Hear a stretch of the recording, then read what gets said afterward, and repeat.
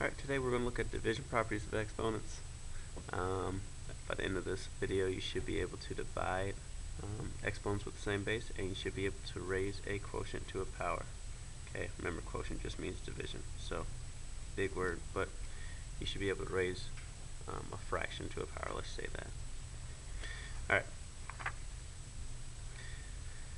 we've kind of done this already when we're adding or multiplying negative exponents, because remember when we raise a power to a negative, it's kind of like division. But let's just show it how it looks when we're dividing. Here's an example. We have 5 to the 6th divided by 5 to the second power. Again, I'm going to show you the long way just because I want you to understand why it works this way, but then after I show you this, we're good with using the shortcut that we discovered. So we have 5 to the 6th. I have 5 written out 6 times. 5 squared, 5 written out twice. And you guys know that we should be able to cancel out these common factors that we have. Okay. And so what we have left is 5 4 times, or 5 to the 4th power. Okay. Which, if you can see the pattern here, what happens, I guess it's not really a pattern, but the result, what happens is we actually just subtract these two exponents. 5 to the 4th will be the same as 5 to the 6th minus 2. Which isn't that hard to remember, since when we multiply we add the two exponents. When we divide we subtract them. So that's what this rule says.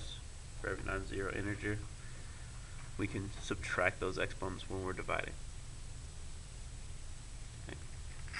So let's look at some examples here. We have 3 to the 7th over 3 to the 3rd. We can rewrite it as 7 minus 3 gives us 3 to the 4th. Right. We want to do B two ways. One way, just like we just did here, we have a to the 6th minus 14, and that gives us a to the negative 8. Okay. Now we have a negative exponent, so in order to simplify this all the way, we need to make sure we get rid of it. We'll do that by moving it to the denominator, and we have 1 over a to the 8th. I'm going to save you a little bit of time and tell you to check before you do the subtraction where the number is larger. Okay. Here the number is larger in the denominator, so instead of subtracting it 6 from 14, I'm actually going to move this down.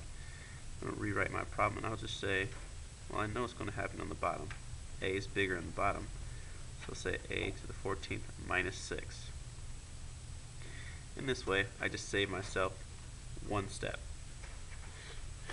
Okay, in a problem with multiple variables, I might save myself 3 or 4 steps by doing that. Alright, so let's look at C. See where the larger numbers are. In C, C is larger in the denominator, so I'm going to write that here. Got C to the 5. If I move this down, it's actually plus 1. And I have D to the 3. If I move this up, minus a negative 4 is plus 4. So my final answer should be D to the 7th over C to the 6th.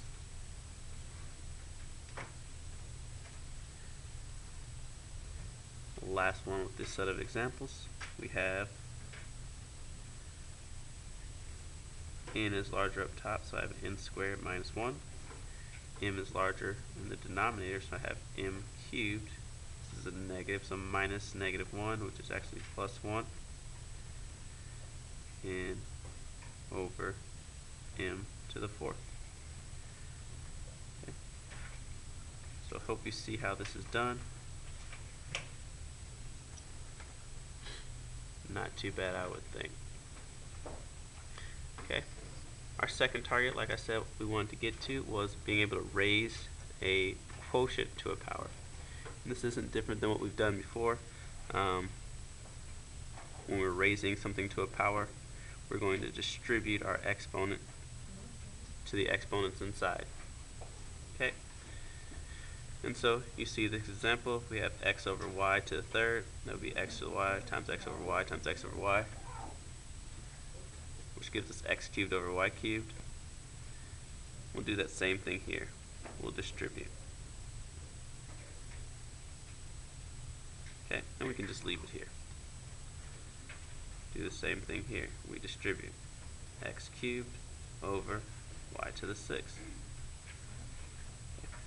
Negative exponents gets a little bit trickier because we have 3 to the negative second, 5 to the negative second. Notice what we'll have to do. We'll have to move these to make them positive. 5 to the second over 3 squared. Last one. I'm just going to know that I have to switch this to make it positive. I have y to the 4th over 2 to the 4th, x to the 4th. Alright, I'll see you the next day, and we'll talk about it and do some more examples in class.